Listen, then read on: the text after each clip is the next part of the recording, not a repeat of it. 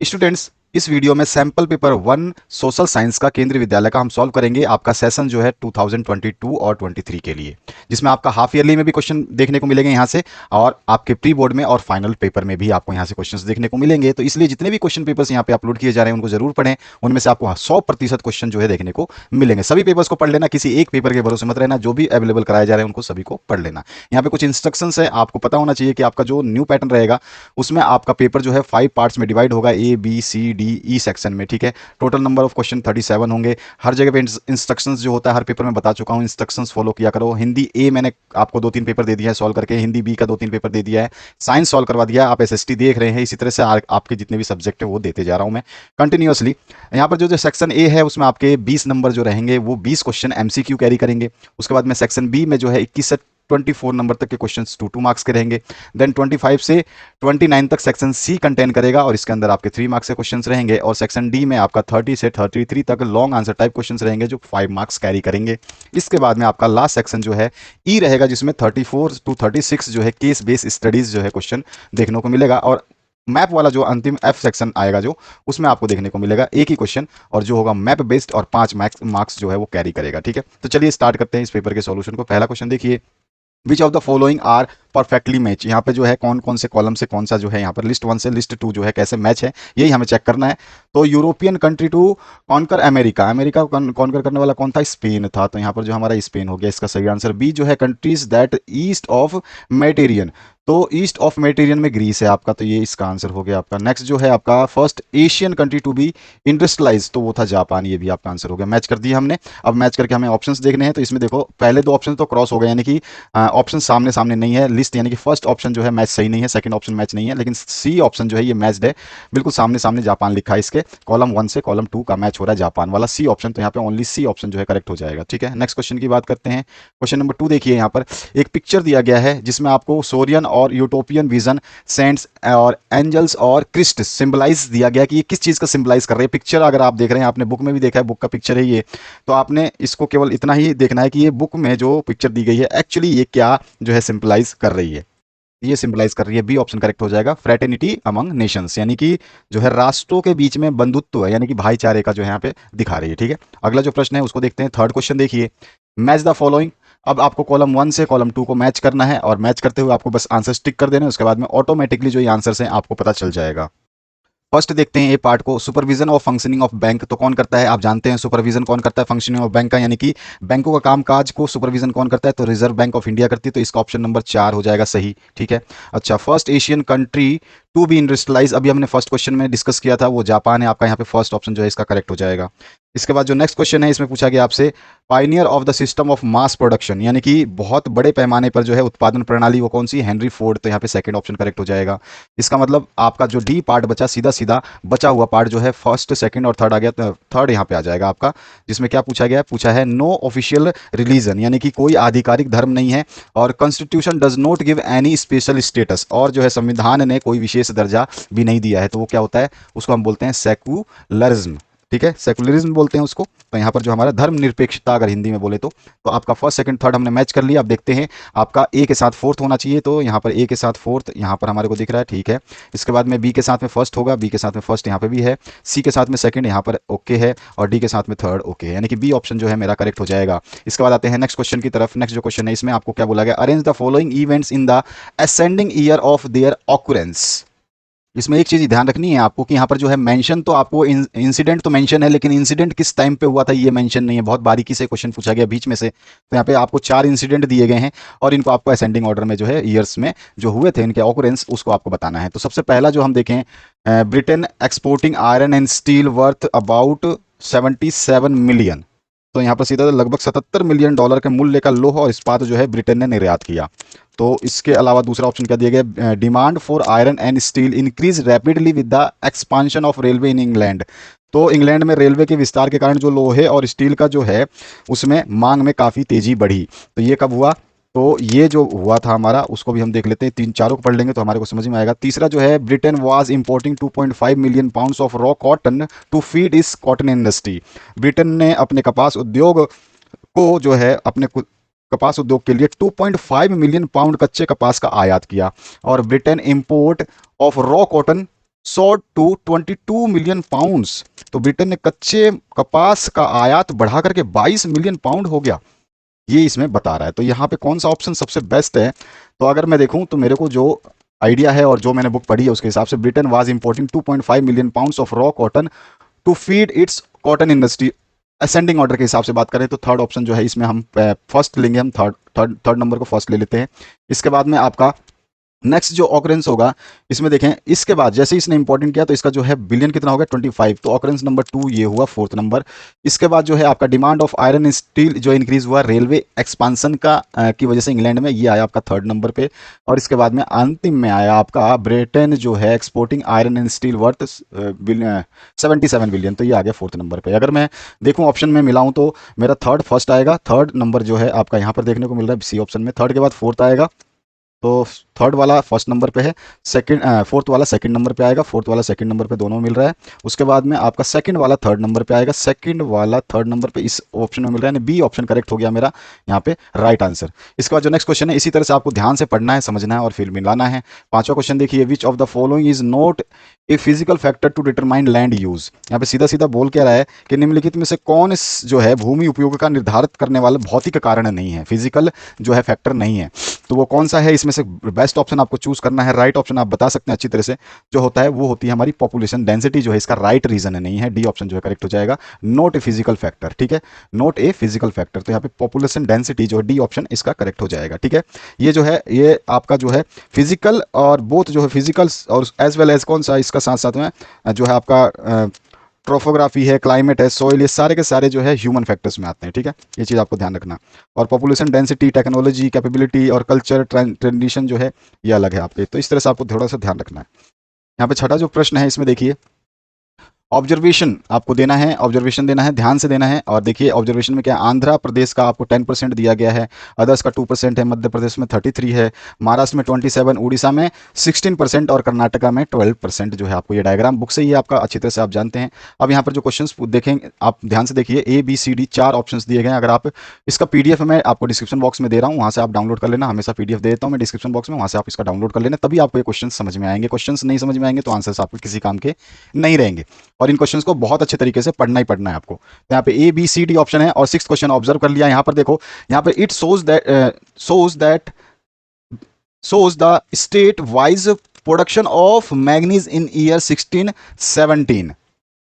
आपको अगर इन क्वेश्चंस को पढ़ना है तो सबसे पहले बुक में जब भी ये ग्राफ देख रहे हैं आप, तो बुक को जरूर एक बार रेफर करें, बुक में ये रेफर है पूरा ग्राफ ऐसा का ऐसा ही। और इसका राइट आंसर है, ये क्या शो कर रहा है, shows the state wise production of manganese in year 1617, यही ऑप्शन इसका सही है। बाकी इसमें ना ये आयरन ओर को शो कर रहा है, ना स्टेनलेस स्टील को शो कर रहा है, ना इलेक्ट्रिसिटी को शो कर रहा है, तो तीनों ऑप्शन ही गलत हो गए। ठीक है, ये किसको शो कर रहा है, ये मैग्नीज को शो कर रहा है, ध्यान रखना है। इसके बाद जो नेक्स्ट क्वेश्चन है उसकी बात करते हैं। आपका यहाँ पे complete the following table with correct information, यहाँ पर आपको इन्फॉर्मेशन जो है सही देनी है। यहाँ पे आपका डैम जो है ये दिया गया Bhakra Nangal Sutlej river, on the river Sutlej river, और स्टेट कौन सा है आप जानते हैं सभी को, पंजाब। ठीक है, ओके। अब आपका हीराकुंड आपको पता है स्टेट उड़ीसा है, रिवर कौन सा है, तो रिवर हो जाएगा आपका महानदी। तो हम देख लेते हैं ऑप्शन पंजाब और महानदी, ए और बी हमें मेंशन करना है, ए क्या है बी क्या है, तो ए है पंजाब, बी है महानदी, बी ऑप्शन करेक्ट हो जाएगा। नेक्स्ट क्वेश्चन की बात करते हैं, बिल्कुल सिमिलर पैटर्न रहेगा, इसी टाइप के क्वेश्चंस आपको देखने को मिलेंगे एग्जाम में, आपको बिल्कुल घबराना नहीं, जो पेपर्स यहाँ पे करवाए जा रहे हैं उनको बढ़िया तरीके से करिए। आठवां क्वेश्चन है, which of the options best signifies the cartoon, तो यहाँ पे कौन सा जो ऑप्शन है इस कार्टून को जो है सिग्निफाई करता है। आप कार्टून देख रहे हैं, यहाँ पे ऑप्शन है, ऑप्शन को ध्यान से देखिए, उसके बाद ही कार्टून का जो है आप आंसर दे पाएंगे। तो यहाँ पर अगर आप देख सकते हैं तो ये जो आपको बता रहा है कि यहाँ पर ये प्रॉब्लम क्या सिग्निफाई कर रहा है, यहाँ पे राइट आंसर हो जाएगा B option, problems of running the Germany's grand coalition government that includes the two major parties of the country. सीधा सीधा ये बोल रहा है कि जर्मनी की महागठबंधन जो सरकार बनी थी, जिसमें दो राजनीतिक पार्टियां या दो पार्टियां जो है देश के प्रमुख पार्टियां शामिल थी, उसको चलाने में समस्या आई थी, उसको जो है ये आपको जो है कार्टून यहाँ पे शो कर रहा है उसकी प्रॉब्लम को। ठीक है, तो बी ऑप्शन जो है करेक्ट हो जाएगा। नेक्स्ट पार्ट जो है 9th number, identify the country. यहाँ पर आपको ऑप्शंस दिए गए हैं, is a small country in Europe. ठीक है, फिर ये आपका shares border with the France, Netherland, Germany and Luxembourg. उसके बाद में यहाँ पे सीधा सीधा तीसरा पॉइंट इसने दिया है, the government divided the powers equally between Dutch French speaking populations. और फोर्थ है, power sharing is also seen in political parties, select appropriate option from the following. तो वो कौन सा होगा हमारा राइट आंसर, सभी को अच्छी तरीके से इसका आंसर पता होगा आई थिंक, तो यहाँ पर राइट आंसर हो जाएगा आपका बी ऑप्शन, जो कि है बेल्जियम। सही है, बेल्जियम में ही हुआ है सारा का सारा। इसके बाद आपका 10वां जो क्वेश्चन है उसकी बात करते हैं।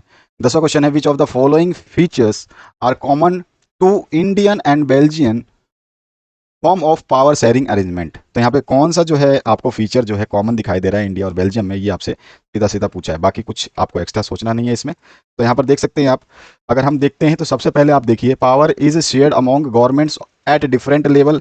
क्या आप मतलब दोनों को ध्यान से देखना है कि दोनों में क्या कॉमन है, वही चीज़ आपसे पूछी जा रही है, यानी कि आप सब कुछ कॉमन देख लें। तो यहाँ पे power is shared among the governments at different level, क्या ये इंडिया और बेल्जियम में फॉर्म ऑफ पावर शेयरिंग का है कॉमन? तो ये नहीं है, ये ऑप्शन तो नहीं आ रहा है। इसके बाद देखते हैं दूसरा, बी पार्ट में बोल रहा है आपसे power is shared among different organs of government. हाँ, दोनों में ही ये होता है, तो ये पार्ट सही है आपका। इसके बाद आपका नेक्स्ट पार्ट क्या बोल रहा है इसमें, power is shared among different social group. ये सोशल ग्रुप में भी यहाँ पे इंडिया में भी होता है, बेल्जियम में भी होता है आपका, ये सी भी सही है। Power is shared among different parties and takes the form of competition, ये भी वहां पर होता है और इंडिया में भी होता है, तो सी बी डी भी सही है, यानी कि बी सी डी सही है। बी सी डी के हिसाब से बी ऑप्शन जो है हमारा करेक्ट हो जाएगा। अगले क्वेश्चन की बात करते हैं, क्वेश्चन नंबर 11 जो है उसको देखते हैं। क्वेश्चन नंबर 11 आपको बोला गया है, यहाँ पे असर्शन और रीजन से रिलेटेड क्वेश्चंस आ गए हैं। सबसे पहले आपको जो दिया गया इन 15th यहाँ पे था होना चाहिए, ये द नहीं होना। In 15th religious reformer Martin Luther wrote 95 thesis criticising many of practices and rituals of Roman Catholic church. और इसका रीजन क्या दिया है, ये रीजन भी देखना है आपको। रीजन बोल रहा है this lead to a division within the church and the beginning of the Protestant Reformation. तो जो ये मार्टिन लूथर ने जो अपना स्टेटमेंट दिया, इसकी वजह से क्या हुआ कि चर्च के भीतर विभाजन हुआ और प्रोटेस्टेंट सुधार की शुरुआत भी हुई। तो ये कारण सही है बिल्कुल। तो यहाँ पे असर्शन और रीजन दोनों ही सही है, और कारण जो है आपका वो आपका असर्शन का सही व्याख्या करता है। तो अगर मैं देखूं both assertion and reason are true and reason is correct explanation of assertion, तो ए ऑप्शन ही यहाँ पर आपका करेक्ट हो जाता है। अगले प्रश्न की बात करते हैं, आपका जो नेक्स्ट क्वेश्चन है क्वेश्चन नंबर 12। यहाँ पर असर्शन और रीजन को देखिए, इसमें आपका है assertion federation that are formed by holding together do not give equal power to its constituent units. यहाँ पे सीधा सीधा फेडरेशन मतलब हो गया संघ। यहाँ पे बोल रहा है कि आपके जो संघ होते हैं, जो संघ जो फॉर्म होते हैं एक साथ में, जो संघ एक साथ मिलकर के बनते हैं, ये क्या करते हैं, ये जो है अपने घटक जो भी इसके कॉन्स्टिट्यूट होते हैं, इसके जो छोटे छोटे पार्ट्स हैं, यूनिट्स हैं, उनको जो है ये समान शक्ति वितरित नहीं करते हैं। इसका रीजन दिया गया है some state are granted special powers. इसका रीजन ये है कि कुछ राज्यों को विशेष शक्तियां जो है प्रदान की गई है। तो ये कथन भी सही है और कारण भी सही है। तो both A and R are true and R is the correct explanation of A. तो यहाँ पर फिर से आपका ऑप्शन नंबर ए ही सही हो जाएगा। तो यहाँ पर जो आपका ए ऑप्शन करेक्ट हो जाएगा। इसके बाद हम आते हैं नेक्स्ट क्वेश्चन की तरफ। नेक्स्ट जो क्वेश्चन है 13 नंबर देखिए। 13 नंबर में आपसे क्या पूछा गया है, which of the following is incorrect regarding A federal government. संघीय सरकार के संबंध में निम्न में से कौन सा गलत कथन है आपको बताना है। तो अगर आप इन कथनों को पढ़ते हैं, आपने पेपर डाउनलोड कर लिया, जैसा कि मैं बता चुका हूं, पीडीएफ ऑलरेडी मैं दे चुका हूं, डिस्क्रिप्शन बॉक्स में अवेलेबल है, वहां से डाउनलोड कर लेना। तो इसका राइट आंसर हो जाएगा federation has only one level of government, यानी कि फेडरेशन यानी संघ में जो है सरकार का केवल एक ही स्तर होता है। ये रीजन जो है इनकरेक्ट स्टेटमेंट यहाँ पे दिया गया, बी ऑप्शन इसमें करेक्ट हो जाएगा। ध्यान रखना आपसे पूछ क्या रहा है, करेक्ट पूछ रहा है, इनकरेक्ट पूछ रहा है, नोट पूछ रहा है, आपको ध्यान रखना है। 14 नंबर जो क्वेश्चन है उसको देखिए। 14 नंबर में आपसे क्या पूछा गया है, इसमें आपसे सीधा सीधा पूछ रहा है how many countries of the world have democratic setup of government. कितने कंट्रीज जो हैं वो डेमोक्रेटिक मतलब लोकतांत्रिक व्यवस्था रखती हैं यहाँ पर अपने ऑप्शन के हिसाब से। तो यहाँ पर ऑप्शन जो आप देखेंगे मोर देन 100 कंट्रीज जो हैं अवेलेबल हैं, जिसके अंदर डेमोक्रेटिक सेटअप जो आपको देखने को मिलेगा गवर्नमेंट के फॉर्म में। तो ये ऑप्शन जो इसका करेक्ट हो जाएगा। नेक्स्ट जो क्वेश्चन है इसमें पूछा गया which one of the following is not A developmental goal for the landless rural labourers. तो यहाँ पर सीधा सीधा क्या पूछ रहा है आपसे, भूमिहीन ग्रामीण मजदूरों के लिए निम्न में से कौन सा एक विकासात्मक लक्ष्य नहीं है। तो इनका एक ही लक्ष्य नहीं है जो भूमिहीन ग्रामीण है, they can not become leader in the village, वो जो है ग्रामीण क्षेत्रों में नेता नहीं बन सकते। नेक्स्ट जो क्वेश्चन है फिर 16 नंबर देखिए। यहाँ पे पूछा गया following table shows the workers in different sectors. तो यहाँ पे डिफरेंट सेक्टर्स कौन सा है, एक अनऑर्गेनाइज सेक्टर दिया गया है, ठीक है, एक ऑर्गेनाइज दिया गया है और आपका फिर टोटल कर दिया गया है। सेक्टर का नाम यहाँ पे प्राइमरी, सेकेंडरी, टर्टियरी, टोटल और टोटल इन परसेंटेज भी दिया गया है। अब यहाँ पर सीधा सीधा क्या पूछ रहा है, what is the percentage of people in organise sector. तो यहाँ पे हमारे को सीधा सीधा जिसका पूछा है उसी का हम बोलेंगे। ऑर्गेनाइज पूछा, ऑर्गेनाइज का निकाल देते हैं, अनऑर्गेनाइज का पूछता, अनऑर्गेनाइज का निकाल देते हैं। ऑर्गेनाइज का टोटल कितना दिया है, टोटल देखिए यहाँ पर टोटल दिया है 27, ठीक है, और ये जो है दोनों मिलाकर कितना है टोटल 357। तो 357 में से 27, तो 27 बाई 357 7% निकालना है, इंटू 100 कर दीजिए। अब इसको आप कैलकुलेट करेंगे तो ये आ जाएगा आपका 7.56 या 57 ऐसे कुछ आ जाएगा। तो राउंड फिगर में 7.6 के आसपास, तो सी ऑप्शन जो है करेक्ट हो जाएगा। अगर आपका अनऑर्गेनाइज सेक्टर का पूछता तो इसका टोटल ले लेते। ये टोटल कितना है, 330 है, कितने में से, 357 में से, तो 330 अपॉन में 357 करके इंटू 100 कर देते तो इसका निकल जाता है। इसी तरह से निकाल सकते हैं, मैथमेटिक्स यूज़ किया गया है यहाँ पे। नेक्स्ट जो क्वेश्चन है उसकी बात करते हैं, 17 नंबर। यहाँ पे रीड करना है इन्फॉर्मेशन को और उसके बाद में सेलेक्ट करना है करेक्ट ऑप्शन को। A study in Ahmedabad found that out of 15 lakh workers in the city, Ahmedabad में जो है 15 लाख वर्कर्स हैं उस सिटी में, जिसमें से 11 lakh worked in the unorganise sector, यानी कि अनऑर्गेनाइज सेक्टर में काम करने वालों की संख्या बोल दिया 15 लाख में से 11 लाख जो लोग थे उन्होंने काम किया। The total income of the city in the year, और इस ईयर में जो टोटल उस सिटी की इनकम हुई थी वो 60,000 मिलियन थी। Out of this 32 million was generated in organise section, organise section यानी कि इस 60 में से 32,000 मिलियन जो है रुपए जनरेट हुए थे ऑर्गेनाइज सेक्टर में और बाकी हुए थे आपके अनऑर्गेनाइज सेक्टर में। आउट ऑफ, अच्छा ठीक है, the number of workers in organise sector is, अरे सिंपल सा है, जब आपको बोल रहा है कि यहाँ पर वर्कर्स टोटल कितने हैं आपके, टोटल हैं 15 लाख, जिसमें से वो अनऑर्गेनाइज सेक्टर में 11 लाख काम कर रहे हैं। तो 15 लाख में से अगर मैं 11 लाख निकाल दूं तो ऑब्वियस सी बात है मेरे पास में जो बचे हुए वर्कर्स है वो आ जाएगा। तो इसको निकाल दूं तो ये तो 0 हो गया, 4 हो गया, यहाँ पे 1 2 3 4 5, ठीक है। तो यहाँ पे 4 लाख आ गया, तो ये फर्स्ट ऑप्शन ही करेक्ट हो जाएगा, क्योंकि इसने केवल हमसे ऑर्गेनाइज सेक्टर का पूछा है। इसने ये भी बता दिया कि अनऑर्गेनाइज में 11 लाख काम कर रहे हैं, टोटल वर्कर्स इतने थे, तो अनऑर्गेनाइज को इसमें से निकाल देंगे, बचा हुआ जो काम करेगा वो किस में करेगा, ऑर्गेनाइज सेक्टर में करेगा। तो यहाँ पे ए ऑप्शन करेक्ट हो जाएगा। नेक्स्ट जो क्वेश्चन है यहाँ पर देखते हैं, consider the following statement regarding use of money and identify the incorrect one of the following. अब इसमें से आपको रिगार्डिंग जो है मनी इनकरेक्ट ऑप्शन जो है चूज करना है। अगर आपने इन सभी स्टेटमेंट को पढ़ लिया है, क्वेश्चन पेपर का पीडीएफ डाउनलोड कर रखा है, तो कोई दिक्कत नहीं है, डिस्क्रिप्शन बॉक्स में है आपका स्टेटमेंट। ए भी सही है, बी भी सही है और सी भी सही है। यहाँ पे इनकरेक्ट पेयर की बात करें, इनकरेक्ट वन पूछा है, तो इनकरेक्ट वन है the other form in which people hold money is as promissory note with bank. तो प्रोमिसरी नोट का मतलब हो गया कि ये जो लोग है ना, ये वचन पत्र यानी कि शपथ पत्र के साथ जो है बैंकों को पैसा जो है ये सेव करते हैं। ये आपसे बोल रहा है कि लोग जो है होल्ड करते हैं मनी बैंकों में शपथ पत्र या वचन पत्र से। तो ये ही जो स्टेटमेंट इसमें गलत है, तो डी ऑप्शन जो हमारा इसका सही राइट आंसर टिक करेंगे, ठीक है। इनकरेक्ट स्टेटमेंट पूछा गया है। नेक्स्ट जो है क्वेश्चन उसकी बात करते हैं, 19 नंबर देखिए, which of the following statement is correct with regard to India. India के कॉन्टेक्ट में, इंडिया के संबंध में निम्न में से कौन सा कथन जो है वो सही है, ये आपको बताना है। आप आसानी से बता सकते हो कि tertiary sector contributes the maximum to GDP, यानी कि जो आपका तृतीय क्षेत्रक है वो सबसे ज्यादा, यानी कि तृतीय क्षेत्रक जो है सकल घरेलू उत्पाद में जीडीपी में सबसे ज्यादा योगदान करता है। ये ऑप्शन जो है इसका 19 नंबर का हमारा करेक्ट हो जाएगा।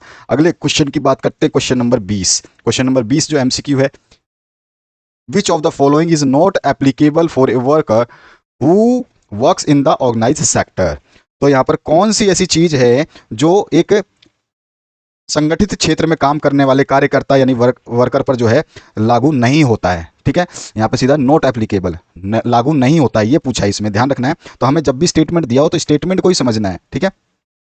तो यहाँ पर जो है जो लागू चीज नहीं होती वहां पे सी से है। तो यहाँ पर देखो जो संगठित ऑर्गेनाइज सेक्टर है उसमें क्या होता है, she get regular salary end of the month, yes right. She is not paid for leave, नहीं यही तो गलत है, वो तो पेड फॉर लीव होता ही है, इसमें ये गलत कथन है, ठीक है। नॉट एप्लीकेबल है, उसको पैसे मिलेंगे, लीव के लिए भी पैसे मिलेंगे। She get medical allowance, yes, और she got an appointment letter starting the terms and conditions of work when she join the work, ये भी सही है। तो यहाँ पे स्टेटमेंट जो हमारा एप्लीकेबल नहीं हो रहा है एक ऑर्गेनाइज सेक्टर में कि छुट्टी लोगे तो आपको पैसे नहीं मिलेंगे, ये इसमें स्टेटमेंट जो है नहीं एप्लीकेबल होता है, नहीं लागू होता है। तो बी ऑप्शन यहाँ पे करेक्ट हो जाएगा 20वें क्वेश्चन का। अब आते हैं हम सेक्शन बी की तरफ। सेक्शन बी में आपसे जो पूछा गया क्वेश्चन उनकी तरफ हम मूव करेंगे, सेक्शन बी की तरफ चलते हैं। तो पहला जो क्वेश्चन है यहां पर देखते हैं पहला क्वेश्चन है, state basic and main objective of new economic policy. यहां पे सीधा बोल रहा है कि नई आर्थिक के मूल और मुख्य उद्देश्य जो है आपको बताने हैं। मुख्य और मूल उद्देश्य दो हैं, आपको अच्छी तरह से पता है और दोनों मैंने यहां पे लिख दिया है, ठीक है। इसके बाद आपका नेक्स्ट इसके और पार्ट में जो है, which factor were responsible for price rise of food grains in Britain in late 19th century was और वर। कौन से फैक्टर्स थे 19वीं सदी के अंत में जो ब्रिटेन में खाद्य कीमतों में वृद्धि के लिए जिम्मेदार थे। तो सारे फैक्टर्स जो है हमने यहाँ पे लिख दिए। इसके बाद जो नेक्स्ट क्वेश्चन है आपका 22 नंबर, इसकी बात करें तो यहाँ पर सीधा सीधा आपसे क्या पूछ रहा है 22 में, ध्यान से देखते जाइए और पढ़ते जाइए। यहाँ पे efficient means of transport are prerequisites for fast development of country, support the statement with example. यहाँ पे बोल रहा है देश के तेजी से विकास के लिए जो परिवहन जो है, ये परिवहन साधन जो है, ये इनकी आवश्यकता बहुत ज़्यादा है। इस कथन का समर्थन आपको करना है अपने कुछ सपोर्ट स्टेटमेंट देकर के। तो हमने स्टेटमेंट्स दिए हैं, 3 स्टेटमेंट्स यहाँ पे आप लिख सकते हैं। इसके बाद जो नेक्स्ट क्वेश्चन है 23rd नंबर देखिए, यहाँ पर पूछा क्या गया, the assertion of social diversities in a democratic country is very normal and can be healthy, justify the statement with the argument। तो यहाँ पर सीधा सीधा आपसे बोल रहा है एक लोकतांत्रिक देश में सामाजिक विविधता का जो है दावा बहुत ही सामान्य है, मतलब सामाजिक विविधता बहुत सारे जो है हम कह सकते हैं कि आसानी से मिल जाता है। तो इसको हमें स्टेटमेंट को जो है आपको वेरीफाई करना है। तो इसके भी आंसर हमने पॉइंट वाइज दिए हैं, 3 पॉइंट्स में लिख दिए हैं। इसके बाद जो नेक्स्ट क्वेश्चन है उसकी बात करते हैं, why do banks and cooperative society need to lend more, explain. यहाँ पे सीधा सीधा बैंकों और सरकारी समितियों को अधिक उधार देने की आवश्यकता क्यों पड़ती है, समझाना है आपको, एक्सप्लेन करना है। इसको आप केवल 3 पॉइंट से समझा सकते हैं। जितना यहाँ पे आंसर दिया गया ये एनफ, मोर देन एनफ है, ठीक है, ध्यान रखना, इससे ज्यादा आपको लिखने की आवश्यकता नहीं है। इसके बाद सेक्शन सी की बात करते हैं। सेक्शन सी में आपको 25 से 29 तक के क्वेश्चंस दिए गए हैं। 25 नंबर है, why did Gandhi ji start non cooperative movement, explain करना है। तो यहाँ पे गांधी जी ने जो है असहयोग आंदोलन क्यों शुरू किया था, ये आपको एक्सप्लेन करना है। तो हमने यहाँ पे उसके एक्सप्लेनेशन में जो है कुछ पॉइंट्स दिए गए हैं, first, second, third, then fourth and fifth. अगर ये आप पांचों पॉइंट लिखते हो पूरे आंसर जो है आपको पूरे 3 मार्क्स मिल जाएंगे। इसमें से 3-4 पॉइंट भी लिखते हो तो भी मिल जाएंगे। ध्यान रखना ये चीज आपको, ठीक है ना, आपको ये चीज आपको ध्यान रखनी है कि 3 मार्क्स का क्वेश्चन है या 5 मार्क्स का क्वेश्चन है, उसके हिसाब से लिखना है। और जो हम लिख रहे हैं तो वो 5 मार्क्स, 3 मार्क्स, 2 मार्क्स, जो जितने मार्क्स का क्वेश्चन होता है उसी के हिसाब से लिखे जाते हैं। इसके बाद जो नेक्स्ट क्वेश्चन है इसी के और पार्ट में, how did the non cooperate movement unfold in the cities and town of India. तो भारत के शहरों और कस्बों में असहयोग आंदोलन कैसे जो है शुरू हुआ, ये आपको बताना है, ठीक है। इसके बाद आते हैं नेक्स्ट क्वेश्चन की तरफ। तो इसका जो और पार्ट है कैसे शुरू हुआ, इसके बारे में भी हमने यहाँ पे और ऑप्शन लगा करके लिख दिया है, ठीक है। कैसे ये सारे पॉइंट जो है आप आराम से लिखेंगे जैसे हमने समझाया है। नेक्स्ट पार्ट जो है आपका 26 नंबर अगर आप देखते हैं, how had the printing press created a new culture of reading in Europe, explain with example. तो इसने सीधा सीधा ये बोला है कि आप जो है प्रिंटिंग प्रेस ने यूरोप में पढ़ने की एक नई संस्कृति का निर्माण किया, कैसे बता सकते हैं आप उदाहरण के साथ, वो आपको बताना है। तो यहाँ पे हमने एग्जाम्पल्स भी लिए हैं, पॉइंट को जरूर मेंशन किया, पॉइंट को हमेशा आपको ध्यान रखना है, ठीक है, पॉइंटों को जरूर आपको समझाना है, ठीक है। तो यहाँ पे देखो आप अंडरलाइन कर देना, ये पॉइंट जो है अंडरलाइन करने हैं आपको, ये देखो यहाँ पर ये पॉइंट्स हैं, इन पॉइंट को अंडरलाइन जरूर कर लेना, ठीक है। तो ये आपका आंसर हो जाएगा इस तरह से। इसके बाद 27 नंबर जो क्वेश्चन है, explain with example how do industries give boost to the agriculture sector. यानी कि उदाहरण के साथ में आपको समझाना है कि उद्योग किस प्रकार से किसी क्षेत्र को बढ़ावा देते हैं। तो यहाँ पर जो है आप एक्सप्लेन करेंगे तब हमारे इसी पॉइंटों को जो है मेंशन करेंगे, फर्स्ट पॉइंट को, सेकंड पॉइंट को and then the third point को, ठीक है। नेक्स्ट जो 28 नंबर, इसको देखिए, यहाँ पूछा गया state any 3 important feature of federalism. तो यहाँ पर संघवाद की किन्हीं 3 प्रमुख विशेषताओं को आपको बताना है। की फीचर्स जो हमने बता दिए हैं, कोई भी 3 बतानी है, हमने यहाँ पे 5-5 लिखी है, आपकी कोई भी 3 बताओगे तो 3 नंबर जो आपको मिल जाएंगे। ये क्लियर ध्यान है, तो यहाँ पे 5 हमने लिखी, जो आपको अच्छी तरह से याद होता है इनको याद करें। इसके बाद 29 नंबर क्वेश्चन की तरफ मूव करते हैं। इसमें पूछा tertiary sector activities help in the development of primary and secondary sector, evaluate the statement. तो यहाँ पे सीधा सीधा बोल रहा है जो तृतीयक क्षेत्र है उसकी गतिविधियां जो है प्राथमिक और द्वितीयक क्षेत्र के विकास में मदद करती हैं। इसको जो है आपको थोड़ा सा एक्सप्लेन करना है, मूल्यांकन करना है इसका, ठीक है। तो यहाँ पर हमने इसका मूल्यांकन करके 3 पॉइंटों में समझाने की कोशिश की है, और ये 3 पॉइंट ही काफी एनफ, मोर देन एनफ रहेंगे, ठीक है। तो इनको ही आपको लिखना है। इसके बाद सेक्शन डी स्टार्ट होता है, जहां पर आपके लॉन्ग आंसर हैं। तो इसमें 30 नंबर जो क्वेश्चन है उसको देखिए, describe the impact of first world war on Indian industries. तो यहाँ पे सीधा सीधा बोल रहा है भारतीय उद्योग पर प्रथम विश्व युद्ध के प्रभाव का वर्णन आपको करना है। इसके और पार्ट में हमने प्रभाव यहाँ पे बता दिया है, उन प्रभाव को पॉइंट वाइज लिखा है, पॉइंट नंबर 1, देन 2, 3, 4, 5, 6, 7, 8, इस तरह से हमने लाइन से लिखा है, इसको आपको लिखना है। और पार्ट जो है इसका, इसमें पूछा गया describe any 3 major problems faced by Indian cotton weavers in 19th century. तो यह पूछ रहा है सीधा सीधा आपसे कि जो आपका भारत में जो डिस्क्राइब 3 मेजर प्रॉब्लम जो फेस किया था इंडियन कॉटन वीवर्स ने 19th सेंचुरी में, वही आपको बताना है। 19वीं सदी में जो भारतीय सूती बुनकर जो थे, वीवर्स जो है बुनकर, उन्होंने कौन सी 3 मुख्य समस्याएं जो है सामना किया था, उसका जो है आपको वर्णन करना है। तो इसका आंसर जो है आप देखेंगे तो और पार्ट लगा करके हमने यहाँ पे दिया हुआ है। फर्स्ट उन्होंने कौन कौन सी समस्याएं जो है मेन करी थी, यहाँ पे मैंने सारी समस्याएं जो है यहाँ पे पॉइंट आउट की हुई हैं। इनको आप आसानी से अच्छे तरीके से याद करेंगे और इसी तरह से याद करेंगे, इसी तरह से लिखेंगे। जितना सिंपलेस्ट वर्ड है उतने सिंपलेस्ट वर्ड को यहाँ पे डाला गया है, तो आपको कोई भी इशू नहीं होने वाली। 31st नंबर क्वेश्चन की अगर मैं बात करूं, name the two most important cereal crops grown in India, describe the condition required to grow these crops. और ऑप्शन में भी है give reason for increasing use of fertilisers in farming. तो यहाँ पर दोनों चीज़ आपको बतानी है। सबसे पहला हम जो बात करेंगे, भारत में उगाई जाने वाली किन्हीं दो सबसे महत्वपूर्ण अनाज फसलों के नाम आपको बताने हैं, ठीक है, अनाज फसलों के, और डिस्क्राइब करना है उसके कंडीशन जो है, उसको उगाने के लिए जो भी हमको वहाँ पे कंडीशन चाहिए, आवश्यक शर्तों का जो है हमें बताना है, ठीक है, इन्हीं दो फसलों का। इसी के और पार्ट में आपको जो है पूछा क्या गया है कि आपको जो है खेती में जो हम यूरिया या फर्टिलाइजर्स जो भी यूज़ कर रहे हैं उसका उपयोग जो है बढ़ रहा है, इसका क्या कारण है वो भी बताना है। तो सबसे पहले तो हम 31 के फर्स्ट पार्ट को कर देंगे, जिसमें राइस और वीट जो है two most important cereal crops जो हमारे होती हैं, खाद्य फसलें हैं, ठीक है। राइस के बारे में हम बता देंगे, उसके जो भी हमें और कौन सी कंडीशंस होती हैं उनको पॉइंट टू पॉइंट लिख देंगे, ठीक है। तो यहाँ पर ये राइस का हो गया और नीचे जो है हम वीट का दे देंगे। तो इस तरह से वीट के भी पॉइंट टू पॉइंट लिखना है, आपको ध्यान रखना है। इसके और पार्ट की जो बात करें, फर्टिलाइजर्स जो है फार्मिंग में क्यों इंक्रीज हो रहा है, तो इस पार्ट को जो है रीजंस जो हमने यहाँ पे दे दिया है, तो रीजंस जो है जरूर लिखोगे, और रीजंस जिस तरह से हमने दिया आपको इसी तरह से आप लिख देंगे, ठीक है। तो इस और पार्ट को कंबाइन कर लेना। यहाँ पे पॉइंट टू पॉइंट जितने भी क्वेश्चन सॉल्व दिए जाएंगे आपको मैक्सिमम ट्राई किया जाएगा कि आपको पॉइंट टू पॉइंट लिखवाया जाए, ताकि पॉइंट क्या होते हैं याद हो जाते हैं, पैराग्राफ याद करने में दिक्कत होती है। तो ज़्यादातर चांसेस यही रहेंगे कि आपको आंसर्स जो है वो नॉर्मल से नॉर्मल लैंग्वेज में और इजी से इजी वे में और अच्छे से अच्छे लैंग्वेज में दिए जाएं, जो कि आप देख चुके हैं। हमने बहुत सारे सब्जेक्ट आपके सॉल्व करवा दिए हैं और आने वाले समय में बहुत सारे सब्जेक्ट सॉल्व होने वाले हैं। अपने दोस्तों के साथ शेयर करना जरूर, आप जो है इसको शेयर करना, ताकि वो लोग भी पढ़ के अच्छा जो एग्जाम का रिजल्ट है वो गेन कर पाएं। यहाँ पे 32 नंबर अगर आप क्वेश्चन देखते हैं तो इसमें suggest and explain any 5 ways to reform political parties in India. Bharat में राजनीतिक दलों में सुधार के लिए किन्हीं 5 तरीकों का जो है आपको 5 वेज जो है आपको बताने हैं, ठीक है। इसी के और पार्ट में what are characteristics of political party, यानी कि सीधा सीधा पूछ लिया एक राजनीतिक दल की विशेषताएं क्या क्या है, ये भी बिल्कुल अच्छे अच्छे क्वेश्चन है। तो यहाँ पर जो सबसे पहले पॉलिटिकल रिफॉर्म जो है आपको बताना है, 5 वेज जो है रिफॉर्म कर सकती है पॉलिटिकल पार्टीज इन इंडिया को। तो यहाँ पे हम 5 वेज जो है आराम से बता सकते हैं, first, second, then third, then fourth, then fifth, again sixth and seventh. ये आपके एक्स्ट्रा जो दे दिए गए हैं, आप चाहे तो इनको भी इंक्लूड कर सकते हैं, आपको जो ईजी लगता है वो पॉइंट आपको याद करनी है। इसके बाद जो आपका इसका और पार्ट है जिसमें आपसे पूछेगा what are the characteristics of political party, तो इसके कैरेक्टरिस्टिक्स जो हम देंगे तो उसको भी पॉइंट टू पॉइंट लिखेंगे। तो हमने इसका और पार्ट को सॉल्व करते हुए इसका कैरेक्टरिस्टिक्स यहाँ पे दिया है, ये फर्स्ट है आपका, फिर then second, third, fourth, then fifth, sixth and seventh. Okay, now 33 question जो है आपका, इसके ऊपर मूव करते हैं। 33 में आपसे क्या पूछा गया, the impact of globalisation has not been uniform, explain with example. वैश्वीकरण का प्रभाव जो है एक समान नहीं है, उदाहरण सहित आपको बताना है। और ऑप्शन में है describe the role of technology in promoting globalisation process, तो वैश्वीकरण प्रक्रिया को बढ़ावा देने के लिए प्रौद्योगिकी यानी टेक्नोलॉजी की क्या भूमिका है उसका वर्णन करना है। दोनों पार्ट देख लेते हैं। सबसे पहले जो है आपको बताया ग्लोबलाइजेशन का इफेक्ट जो है, इंपैक्ट, वो एक्सप्लेन करना है आपको कि वो इन्फॉर्म नहीं है, तो यहाँ पर या पॉइंट टू पॉइंट आप एक्सप्लेन करेंगे। ये रहा आपको point to point, first point, second point, third, then fourth, fifth and sixth. इसके बाद इसका और जो पार्ट है इसमें आपको डिस्क्राइब करना है टेक्नोलॉजी का जो प्रमोट कर रहा है वैश्वीकरण यानी ग्लोबलाइजेशन को, तो यहाँ पर हम टेक्नोलॉजी के रोल को जो है और ऑप्शन में यहाँ पर आपको दे रहे हैं, तो इसको आप यहाँ पे लिख लेंगे। इसका फर्स्ट पॉइंट, देन इसका सेकंड पॉइंट, थर्ड पॉइंट और fourth point, then fifth point, ठीक है। अच्छे तरीके से पढ़ोगे आपको सब कुछ बहुत अच्छी तरीके से क्लियर होने वाला है। सेक्शन ई की बात करते हैं। अब ये आपका केस बेस स्टडी क्वेश्चन है। सबसे पहले तो आप वीडियो को पॉज करें, आपने जो पीडीएफ डाउनलोड करा है उस पीडीएफ को पहले पढ़ें, पढ़ने के बाद ही जो है आप इसको समझ पाएंगे कि इसका आंसर क्या होने वाला है।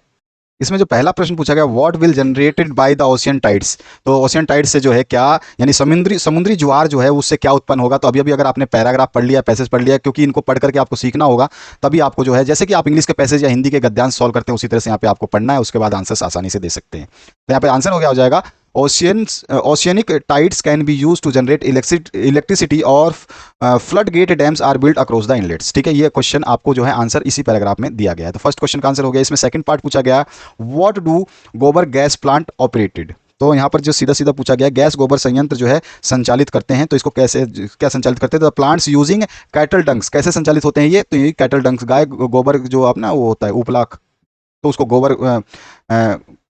गोबर से ही जो है ये प्लांट चलते हैं या संचालित होते हैं रूरल एरियाज में, ठीक है। उसके बाद में थर्ड पार्ट है, how atomic energy is obtained, परमाणु ऊर्जा कैसे प्राप्त होता है, तो न्यूक्लियर और atomic energy obtained by altering the structure of atoms, ठीक है। उसके स्ट्रक्चर्स जो है एटम के उसके साथ में छेड़छाड़ करने से या उसमें बदलाव करने से। उसके बाद आपका नेक्स्ट जो है 35 नंबर, फिर से आपको जो है सोर्सेज दिए गए हैं, इसको पढ़ लेना है। सोर्स ए है डिग्निटी फ्रीडम ऑफ सिटीजन, यानी कि सोर्स ए में बोला नागरिकों की गरिमा और स्वतंत्रता के बारे में दिया गया है, ठीक है। सोर्स बी जो है यहाँ पे नॉन डेमोक्रेटिक रिगम्स दिया गया है, यानी कि आपका हो गया गैर लोकतांत्रिक व्यवस्थाएं दे दी गई हैं। और सी में स्ट्रेंथ ऑफ डेमोक्रेसी, तो लोकतंत्र की ताकत दी गई है, ठीक है। अब इसके बाद में जो है क्वेश्चंस पूछे गए, तो आप इसको पढ़ चुके होंगे। और यहाँ पर जो पहला प्रश्न है, what are the basic of democracy, लोकतंत्र का आधार क्या है, तो passion for respect and freedom are the basic of democracy.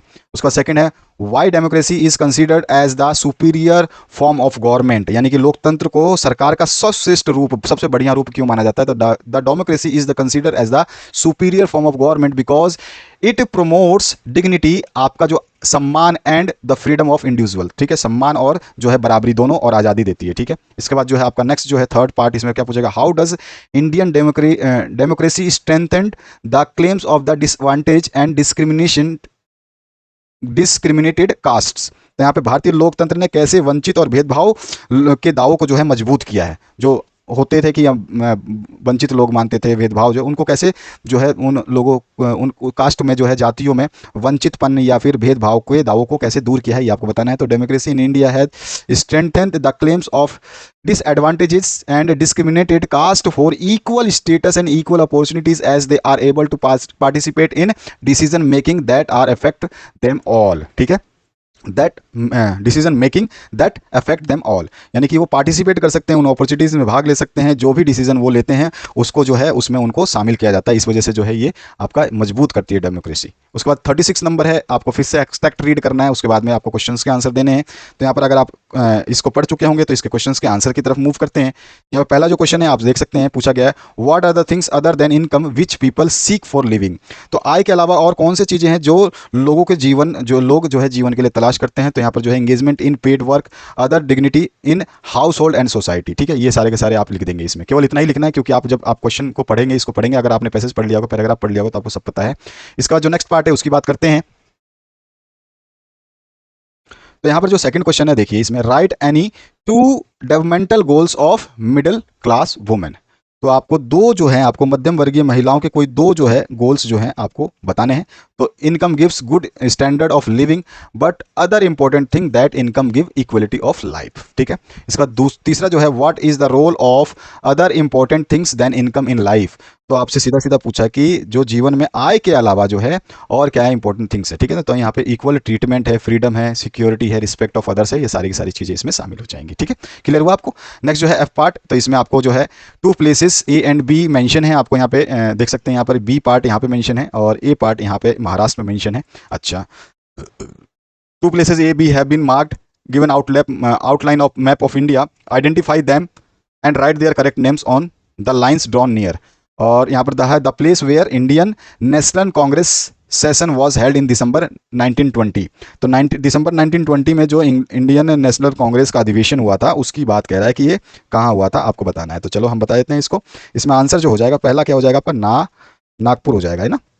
तो हमारा जो ए ऑप्शन है इसकी जगह हम यहाँ पे मैं दिखाता हूँ थोड़ा, इसमें यहाँ पर जो आपका आएगा यहाँ पे ए ऑप्शन, यहाँ पे लाइन खींच के आप लिख दोगे इस पर नागपुर, ठीक है। इसके बाद बी ऑप्शन जो पूछ रहा है, बी ऑप्शन क्या पूछ रहा है? The place where salt law was broken by Mahatma Gandhi. तो वो था आपका दांडी। बी ऑप्शन जो है हम मेंशन कर देंगे दांडी। तो यहाँ था आपका ये दांडी, तो इस जगह पे हम दांडी लिख देंगे, ठीक है। इसके बाद जो है आपका नेक्स्ट पार्ट में पूछा क्या गया है, इसमें पूछा गया पारादीप मेजर सी पोर्ट। पारादीप मेजर सी पोर्ट जो है आपको यहाँ पे दिखा देना है, इस जगह पे आपका ये मिलता है। तो यहाँ पर आ गया आपका पारादीप, इसको फर्स्ट नंबर में डाल देता हूँ, ठीक है। फर्स्ट नंबर जो है यहाँ पर यहाँ पे इसमें डाल देते हैं, उसमें नहीं दिखाई देगा आपको।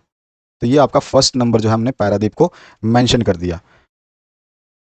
ये आपका कहाँ पर है? उड़ीसा में, ठीक है। तो यहाँ पे आप जो है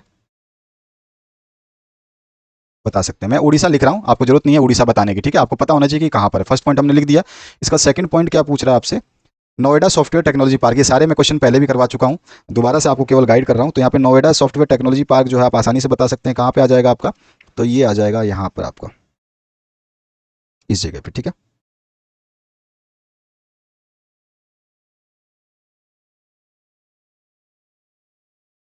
यहाँ पर हम सेकंड वाला जो है मेंशन कर देंगे, दिल्ली नोएडा यूपी। ये यूपी वाला मैप है, यहाँ पे दिल्ली है आपका, इसी जगह पे। और इसके बाद में आपका जो थर्ड पार्ट है इसमें क्या पूछा गया है? इसमें पूछा Salem iron iron and steel industry. Iron and steel कहाँ पर है ये आपको ध्यान रहना चाहिए, सभी को मेंशन करना ढंग से अच्छे तरीके से। तमिलनाडु में आपको ये पता होगा आयरन एंड स्टील इंडस्ट्री कहाँ पे, सालेम है। तो ये आपका यहाँ पर नीचे चलते हैं, इस जगह पे आप आ जाइए, यहाँ पे आप मेंशन कर देंगे थर्ड नंबर, ठीक है। यहाँ पर हम लिख सकते हैं ये कहाँ पे है, ये आपका जगह, ये आपका तमिलनाडु।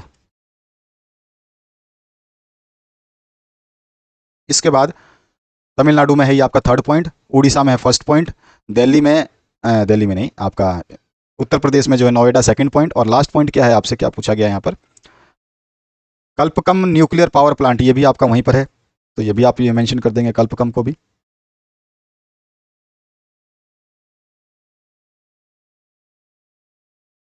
तो यहीं पर नीचे की तरफ आप मेंशन कर सकते हैं कल्पकम कहाँ है आपका।